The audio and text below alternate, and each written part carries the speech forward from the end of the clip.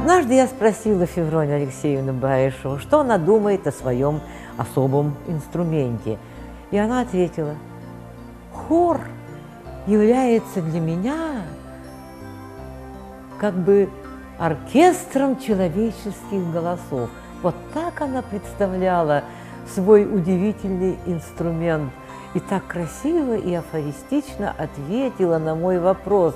И, видимо, с этим инструментом она была знакома всегда, начиная с Жабыльской школы семилетки, когда ее голос вплетался в пионерский хор. И, конечно же, тогда у нее возникла эта любовь к хоровому искусству, когда ты вместе со всеми делаешь эту музыку, когда твой голос, слабый, казалось бы, вплетается и многократно усиливается рядом стоящими голосами, и вы участвуете в общем процессе. И вот, конечно же, она тогда не знала, что станет первым профессиональным хормейстером нашей республики. Давайте предоставим слово самой Февронии Алексеевне Баишевой. Я родилась в Мейно-Камгласском районе, в Жабыльском наследии, в семье бедных крестьян Веры Павловны и Алексея Николаевича Баишевых. Я была в семье 10-м ребенком, но до моего рождения 5 уже их не было. Они юные детские годы умерли от болезни коклюш. В то время вообще, видно, в районах, вот, селениях, деревнях не было медицинской помощи. Вот. А потом, ну, я знаю 3 братьев и одну сестру свою старшую. Мать у меня умерла, когда мне было 6 лет. А отец умер в 1956 году, когда мне было уже 30 лет. Ему было 86 лет. После, в общем, когда мне уже 10-й год пошел, я пошла в школу с опозданием. Почему с опозданием? Потому что, во-первых, дома мамы не было, во-вторых, у меня папа инвалидом был. Мои детские руки рабочие нужны были еще в доме.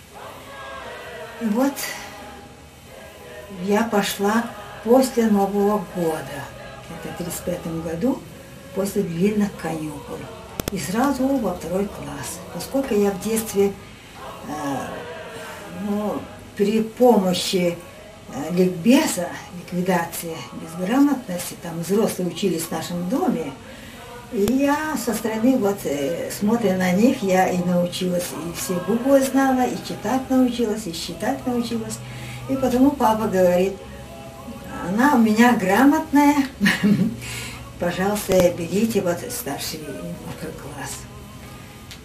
И вот, когда директор сказал: ну хорошо, если она будет слабо заниматься, мы переведем обратно в 1-й класс. Я очень обрадовалась, потому что в 1 классе были мои знакомые детишки. Но в то же время как-то так специально отставать от своего класса и быть переведенным в 1-й класс мне уже не захотелось. Таким образом, я в 1940 году, это неполную среднюю школу, 7 классов закончила. Но в школе что? В школе у нас была очень хорошая самодеятельность. У нас был прекрасный преподаватель Николай Иванович Владимиров, вот фотографии сидит. Мы в Олимпиаде участвовали, каждый год были школьные олимпиады в районных центрах. Вот. Ну тут сидит мой папа, вот в моей книге. Угу. И вот мы занимали первые места в этих рядах 7-летних школ. Что мы делали? Мы танцевали, пели в хоре. Иногда приходилось ансамбли петь. Мне приходилось в основном танцевать, я обожала. Ну, так вот, дуэты петь мне было очень трудно. По всей вероятности, теперь я думаю, у меня был мутационный период. Как-то страшно мучилась, я даже возненавидела пение. Ну, в хоре мы пели и советские песни, одноголосно, по всей вероятности, пели. И вот. Глядя на инвалида отца, мечтала Феня о профессии врача, чтобы вылечить его. Даже поступила в 1940 году в Якутскую фельдшерско-акушерскую школу ЯФАШ. Но через 2 месяца из-за введения платного обучения вынуждена была устроиться на работу. Так сама судьба привела ее на конкурс в Национальный хор театра. Руководили им только что приехавшие по приглашению Марка Николаевича Жиркова талантливые выпускники Московской консерватории Василий Петрович Попов, впоследствии заслуженный деятель искусств РСФСР, успешно руководивший Тамбовским, Барнаульским, Кабардино-Балкарским хоровыми коллективами, и сейчас всеми почитаемая старейшина якутских музыкантов Полина Константиновна Розинская. Началось серьезное обучение музыке. Также были занятия по музыкальным грамотам и сольфеджио, которых вел наш хормейстер Василий Петрович Попов. Общее фортепиано вела Полина Константиновна Розинская. Однажды она меня назвала умницей за игру на фортепиано. Эти слова я всегда старалась оправдать, была очень ответственной. Постановку голоса я проходила у Антонины Николаевны Клещевой, солистки Якутского радио. Наш композитор Марк Николаевич Жирков вел лекционные занятия по якутскому музыкальному фольклору. Писатель Степан Павлович Ефремов рассказывал о якутской литературе. Уроки актерского мастерства вели артист драмы Георгий Парфеневич Алексеев и Николай Иннокентьевич Лепсов, режиссер. Они нам задавали делать различные сценические этюды. Было очень много смеху от наших представлений. К сожалению, в июне 1941 года началась Великая Отечественная война. Многие ребята наши ушли на фронт. Наши занятия прекратились. Мы стали работать, давать концерты, участвовать в массовых сценах, драматических спектаклях. Шел тогда Нюргун Батур, как музыкальная драма. В содержании Нюргуна светлые силы побеждают тяжелые силы. Это очень соответствовало духу того времени. И народ валил валом на все спектакли и концерты, где звучали патриотические песни, как марш энтузиастов Дунаевского, священная война Александрова и якутские песни «Эргоскун Сатыла», «Хайгар», «Капитан Гастелло» и многие другие. Очень способную девушку в 1944 году направили на учебу в Свердловское музыкальное училище. Можно только представить, с каким жаром принялась за учебу Феня, поняв, сколько надо наверстывать.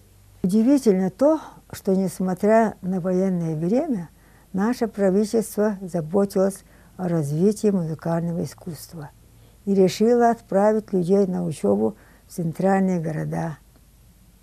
В Московскую консерваторию на фольклорное отделение поехал Захар Винокуров, ГИТИС на режиссерское отделение Дарья Иванова, на балетное Ксения Посельская. 9 человек поехали в город Свердловск. Екатерина Захарова, Анастасия Лыткина, Николай Харитонов, Ульяна Кычкина, Ирина Готовцева, Варвара Платонова, Варвара Артемьева, Анастасия Топырова и я. Певцов приняли на национальное отделение консерватории, а меня направили на подготовительное отделение музыкального училища.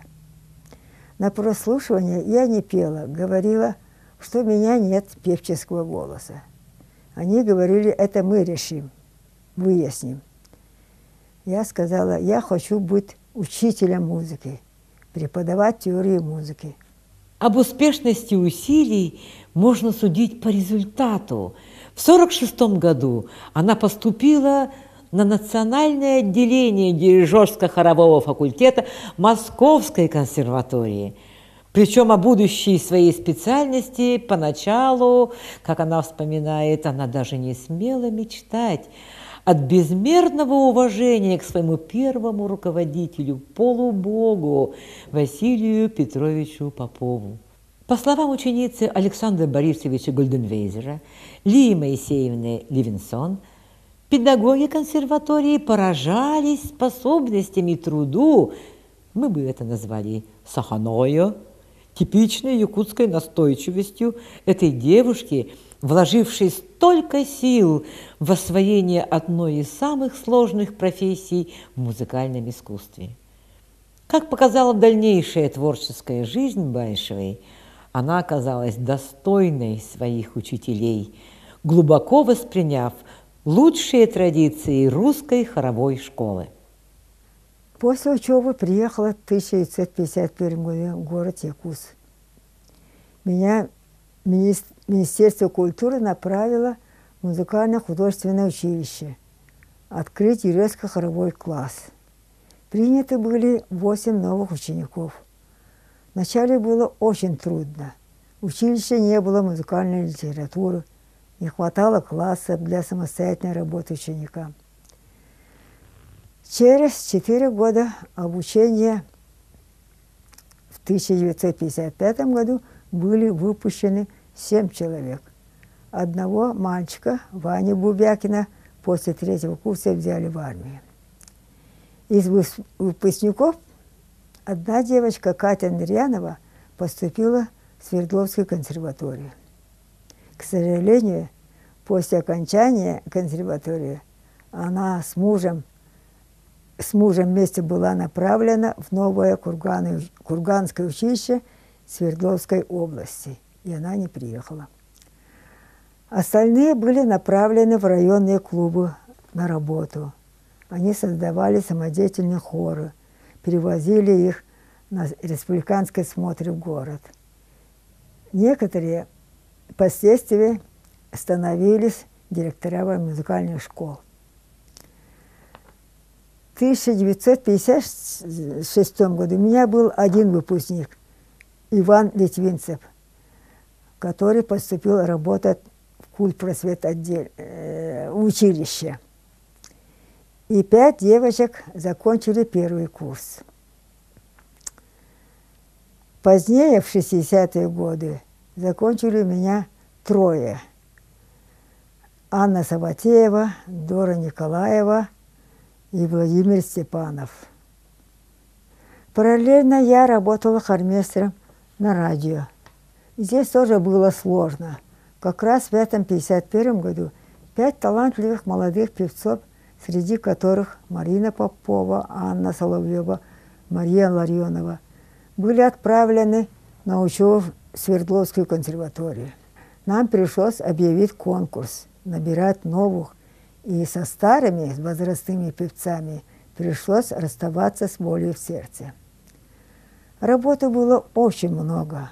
Прямые открытия радиоконцерты, праздничные концерты в театрах, разучивание новых песен по радио.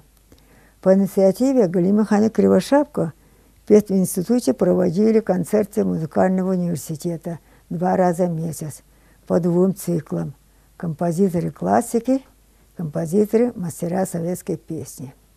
Тогда не было записей на радио.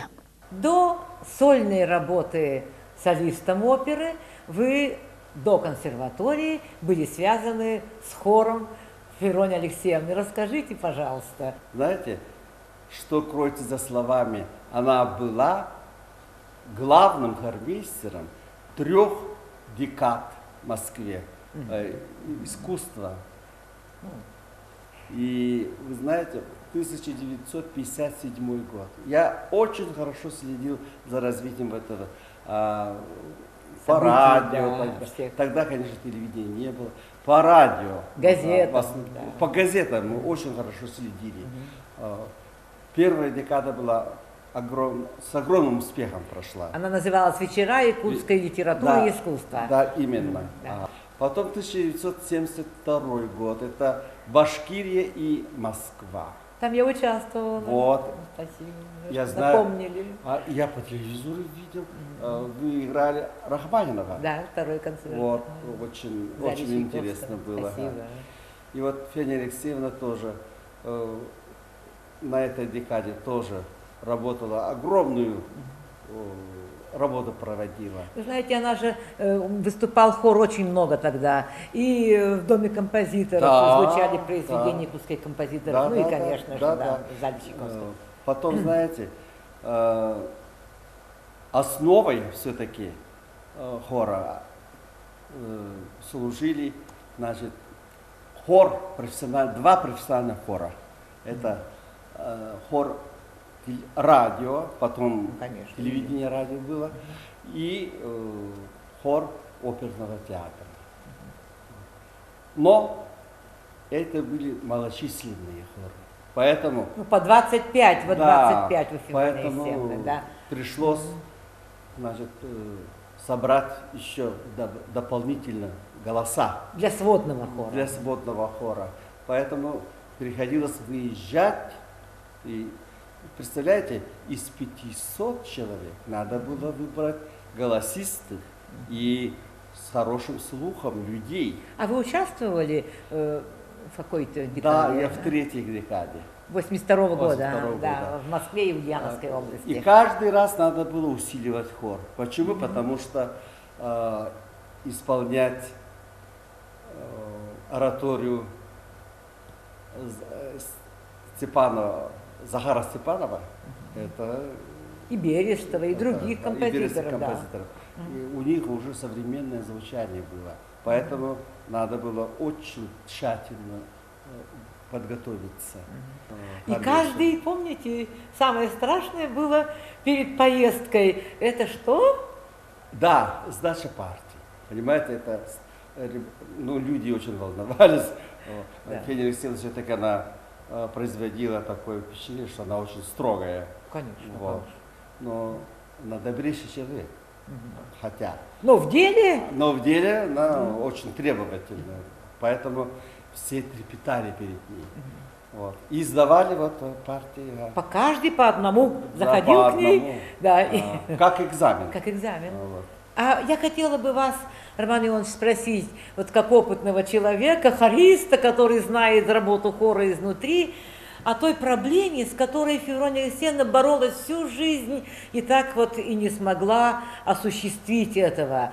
У нее был хор на радио всего в 25 человек. Да. Вот об особенностях, вот почему это было мало, вот расскажите нам. А вот приходили, значит, на запись не все. Да, болели. Болели там все. Декретные отпуска были там, я помню. Вот, да. И, конечно... Вместо 5 человек у альтов, например, сидит 2 альта. Да. И Феня Алексеевна прямо так расстраивалась, и все старалась это вот как-то затушевать, вот все. Все это требует мастерства, опять же, чтобы не чувствовать отсутствие людей. Вот, например, одно дело, когда поют 5 человек, они разной школы, разные силы звук у каждого.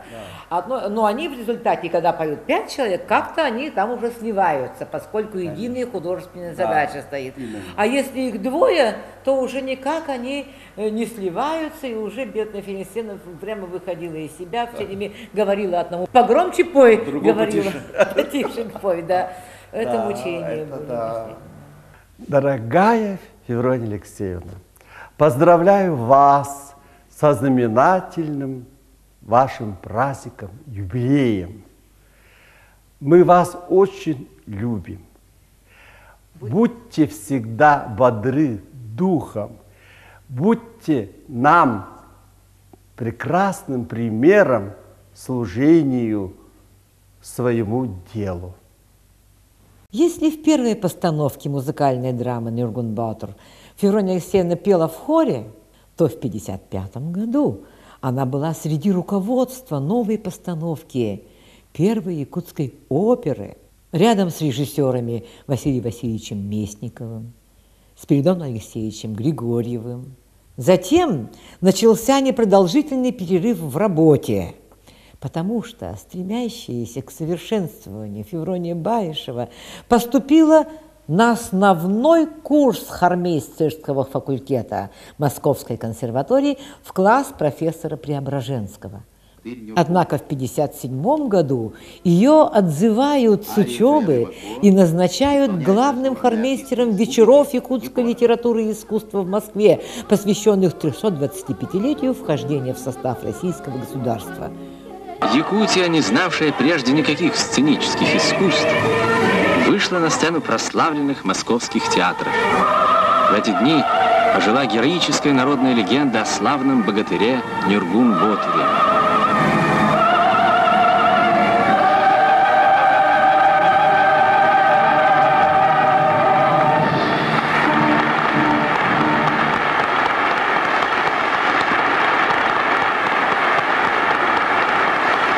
Это были волнующие вечера якутского искусства и литературы в Москве. После окончания вечеров она остается в Москве для продолжения учебы. И вот в 1961-м на сцене малого зала Московской консерватории состоялся дипломный концерт Февронии Баишевой, оцененный на отлично Госкомиссией, возглавляемой патриархом хоровиков Александром Васильевичем Свешниковым. Это был необычный экзамен. За пультом стояла не просто дипломница, а облеченная после вечеров 1957 года почетными званиями заслуженная артистка России и Якутии. Ответственное соответствие этим званиям не давала ночью мне спокойно спать. Но когда встала перед хором, все забыла и прошло все нормально. Исполнялись два акапельных произведения, одно русское и якутское. Экзамен проходил перед публикой на сцене малого зала консерватории. Нас, выпускников, было более 10 человек. Концерт прошел в 2 отделениях. С возвращением на родину началась каждодневная работа с хором. Репетиции, подготовка открытых эфирных концертов на радио, ведь тогда не было магнитофонов. Она готовила передачи, лекции, статьи, сидела председателем жюри всех конкурсов самодеятельных хоров республики. Ая Николаевна Яковлева – это звезда оперной сцены 70-х, 80-х, 90-х. И вот сегодня она занята педагогической работой, но всю жизнь ее связывала дружба, большая дружба с Февронией Алексеевной.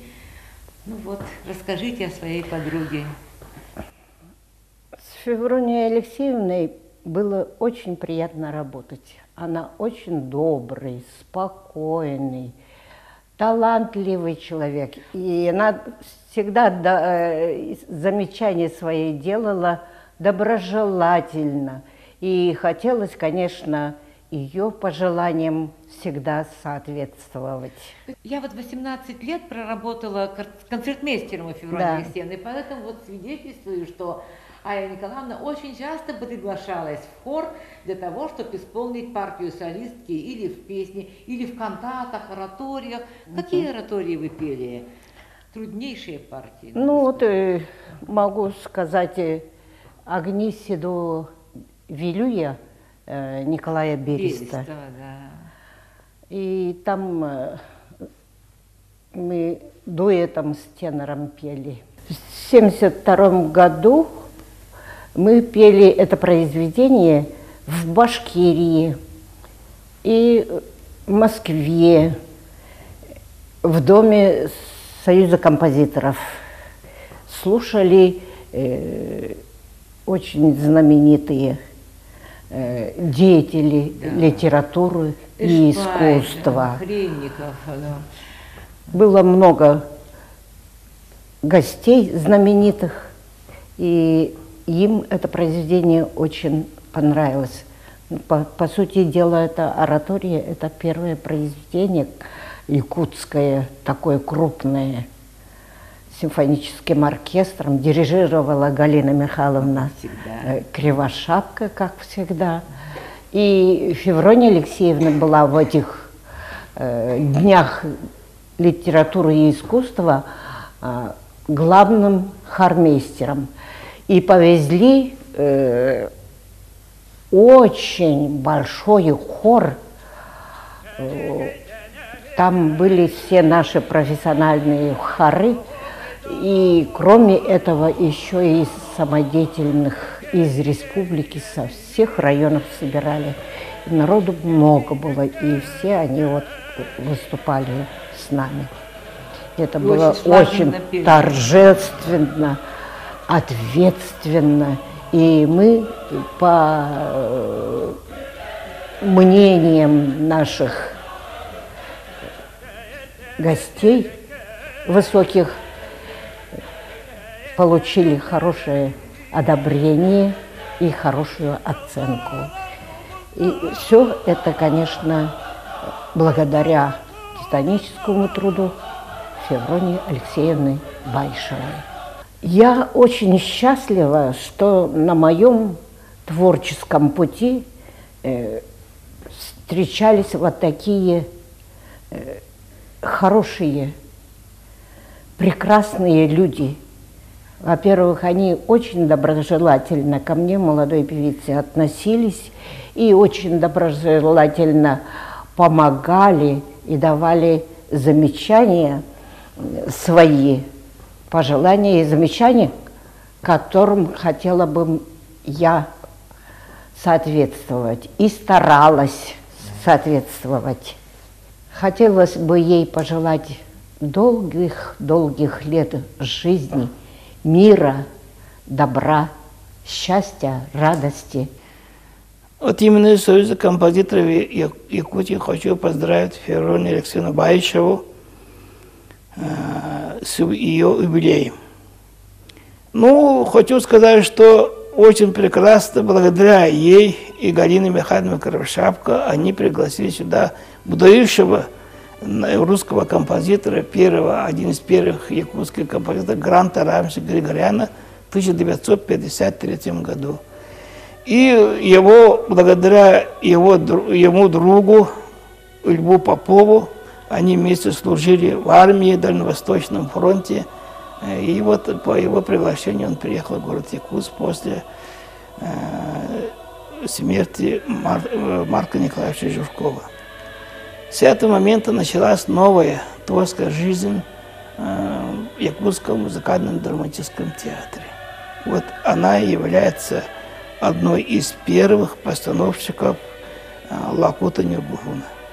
Один из первых, в 1959 году это они поставили. Вот его творческому подвигу, благодаря ей, многие композиторы уже начали писать хоровые произведения, потому что она прекрасно владела хоровыми коллективами и очень прекрасно работала не только с нашими профессиональными хорами, но была еще того времени председателем Всероссийского хорового общества. Я вспомнил это. Благодаря ей развивается хоровое искусство в самодеятельности. Появились первые хоровые коллективы в Меганкангаласском улусе, Хангаласском улусе и других многих близлежащих районах улуса, и в Верхоневилюйском, Вилюйском, Верхоянских, вот этих северных районах, Усалданский, особенно хоровой коллектив, Найхинский. Вот благодаря ее творческому труду, творческому подвигу, мы все композиторы, начиная с первого композитора Захара Константиновича Степанова, который окончил Новосибирскую консерваторию в 1972 году, потом я окончил в 1983 году, и началась конечная плеяда якутских композиторов.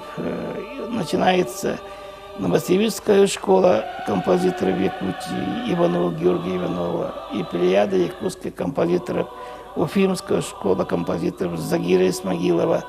Так и появилась школа композиторов в Якутии, и 1979 года создан был впервые в северо-востоке Азии Союз композиторов Якутии при Союзе композиторов Советского Союза.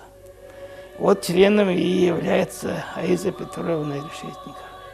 1979 года. Первая, она ответственный секретарь. Вот такова история. Благодаря Февронии Алексеевне мы понимаем, что она, владеющая двумя государственными языками, помогает ввести новые музыкальные образовательные вот эту систему в Якутии. Благодаря ей сейчас идет вот это Михаила Ефимовича Николаева «Музыка для всех». Кстати, она все это начала еще в 50-х годах. А мы только сейчас начинаем понимать, музыка – это и есть достояние всего нашего народа. Но благодаря, наверное, вот такой деятельности с 50-х годов, да, в общем-то, и созрел к этой идее, подошел и Михаил Ефимович на протяжении своей жизни. Да. Сначала слушал их, потом очень полюбил оперную музыку. Так что вот действительно эта программа, она родилась буквально на наших глазах, вопреки всему. Именно вот оратория кантата, почему развивалась во время 1943 года по 80-е годы, 70-е годы, можно сказать, потому что не только это советская власть в этом-то, тут это не имеет значения, это все-таки наша жизнь, оратория и кантата, показ нашего подвига, показ наших героев, показ исторические, мифические, героические, гражданские мотивы были там показаны, все этих ораториях, кантатах нашими композиторами. Благодаря этому-то народ начал послушать хоровую музыку. И симфоническую. Это было близко ему? Близко, потому что по радио все слушали, по телевидению слушали. Когда перестал существовать симфонический оркестр и хоровой коллектив при радиотелевидении, композиторы перестали писать хоровые произведения, потому что у нас нет работы с тем коллективом, который мы работали. И оперный театр с нами не работает, потому что у них совсем другой репертуар, другая работа, цели другие. И потому сейчас, после открытой государственной филармонии, мы хотим, чтобы восстановить хор, хоровой коллектив, и назвать внутри филармонии, да, и называть этот хоровой коллектив имени Февронии Алексеевны Байчевой. Пусть музыкальная жизнь наполнится новыми идеями и новыми задачами его творческой жизни. Пожелаю ей, Феврония Алексеевна, здоровья и счастье личной жизни. Всей душой болея за развитие искусства в нашей республике, Феврония Алексеевна была автором очень многих статей о проблемах развития культуры и искусства в Якутии. И на протяжении почти 60 лет она была постоянной ведущей своих авторских программ на телевидении, радио, о музыке, музыкантах и творчестве западных и русских классиков. Работу детских музыкальных школ республики невозможно представить без эталонного пособия на якутском языке первого профессионального музыковеда Федота Аргунова «Музыкальная грамота», редактором которой была Феврония Алексеевна Байшева. Она является составителем и редактором двухтомного сборника песен Гранта Григоряна «Сахамселева Рахсан» 1972 года. Это издание является достойным памятником их дружбы, двух музыкантов. Феврония Алексеевна – автор нескольких книг на якутском языке о музыке. Вот, например, «Музыка на исте Öydü Yöreni» 1996 года «Как научиться слушать и понимать музыку». Вот книга «Самодеятельный хор Утерии, Салаи. Как организовать и руководить самодеятельным хором» 1996 года. Специально для своих коллег, молодых сельских хормейстеров. Книга мемуаров «Тернистый путь к волшебным звукам» 2003 года была написана Февронией Алексеевной на основе ее дневников, которые она много-много лет ведет, не публикуя. А вот книга о западноевропейских и русских композиторах «Арганы Европа, вон на нучу, Улу композитора день» 2007 года была написана тоже как пособие для сельских учителей и учащихся детских музыкальных школ. И книга 2010 года о музыке и музыкантах. И сейчас я хочу предоставить слово человеку, который помогал активно в издании вот двух последних названных книг, главному научному сотруднику по образовательной деятельности Музея музыки и фольклора народов Якутии Марии Корниловой. Феня Алексеевна, я благодарна судьбе за знакомство с вами и очень горжусь нашей дружбой. Восхищаюсь вашей добротой, красотой, аристократичностью и, конечно же, служению своему народу. Вы являетесь примером для подражания. Для меня большой честью является то, что вы именно мне предложили поучаствовать в издании ваших 3 последних книг, 2 из которых уже назвали, а 3 уже готовится на следующий год к изданию. Дорогая моя Феня Алексеевна, хочу пожелать вам крепкого здоровья и якутский мой алгыс. Үрдүгүттен үргөр үргүйбәтин, анныгыттан аргыр аргыйбатын, санабытын сатаннын, онна оғолорун, сиеттерин, қос сиеттерин, сыла сығаннаргар, тапталаргар гуттанын. Бу ортодойдуга жоллох соргулах, бай байлыт, ухун-ухун ологу. Дом. В 1975 году в моей жизни произошло большое изменение. Нежданно-негаданно я стала матерью.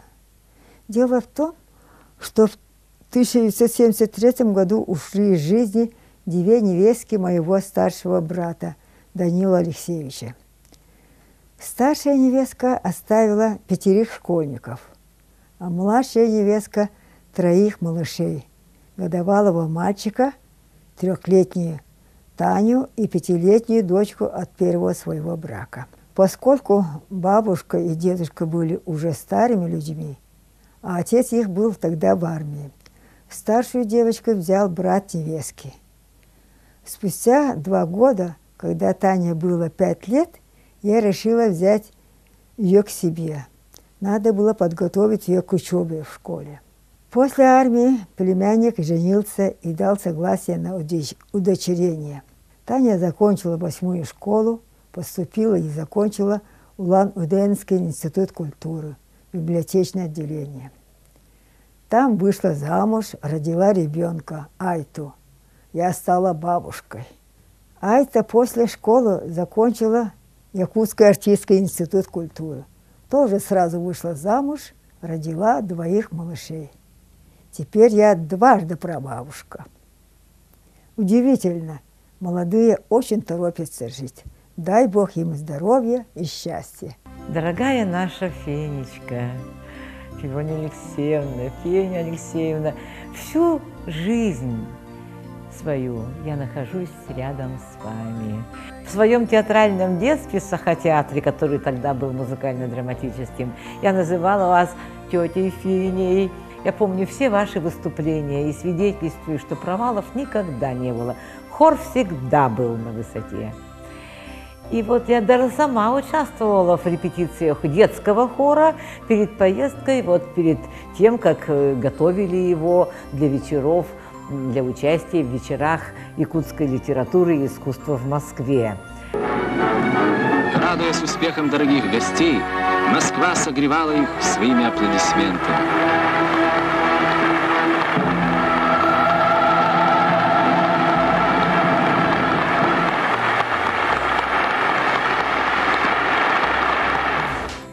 когда я уже стала ученицей Центральной музыкальной школы в Москве, то я приходила к вам в гости, студентки вот, основного курса хормейстерского. После вечеров вы уже были заслуженной артисткой России и Якутии, но жили в общежитии на Малой Дмитровке, помнится, с Венерой Сылыровой, чей волшебный голос, кстати, долго еще помнили московские меломаны, эту одну из выдающихся учениц Веры Катульской. И там еще жила с вами, вот я не помню, Янза, по-моему, что ли ее звали, красавица кореянка, балерина из Большого театра, почему-то жила в консерваторском общежитии. Я вот помню, вы еще болели, лежали в больнице на Николиной горе, тогда были уже позже, когда в старших классах я училась, тогда вы были уже замминистра культуры нашей республики. Ну, а с 1971 года, после окончания консерватории, я уже работала с солистами и хором вот нашего якутского телевидения и радио под вашим непосредственным руководством. И вот я очень благодарна вам и Галине Михайловне Кривошапко за то, что вы отвоевали меня, дипломницу Московской консерватории, у Министерства культуры нашей республики, которые обязательно послали бы меня концертмейстером только в оперу. А вот работа на телевидении и радио, столько много, просто огромных возможностей для пропаганды нашей любимой музыки. А когда я организовала в 1989 году Музей музыки и фольклора народов Якутии, то вы пришли и украшали своими лекциями, даже одним своим присутствием, вот, зал «Композиторы Якутии» и музыкальный театр. И живем мы рядом с вами в одном доме с 1982 года. Дружат наши девочки-ровесницы, внучки-ровесницы, продолжая семейные традиции.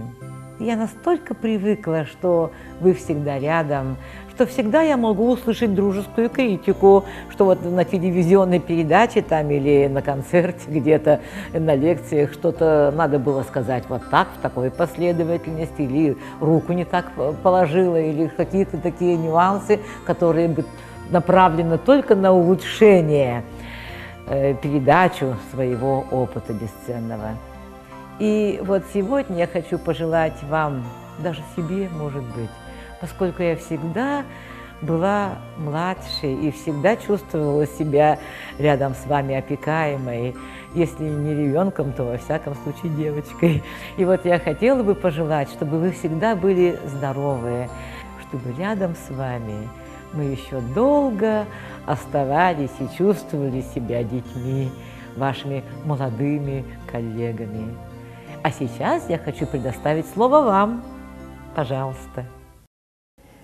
Ну, я от души желаю нашим молодым будущим артистам, молодым музыкальным кадрам, прежде всего, конечно, здоровья и творческих успехов. Но самое главное – быть всегда впереди, стараться и быть ответственным и напористым, и не падать духом. Жизнь, говорят, тяжелая. Жизнь всегда была, есть и будет тяжелой. Особенно тем, которые вот действительно трудятся. Денег всегда мало было у нас в области искусства. Вот. Но нужно всегда держаться и быть целеустремленным, чтобы были. Я очень хочу, чтобы они не падали духом, строили, созидали, ну и творили.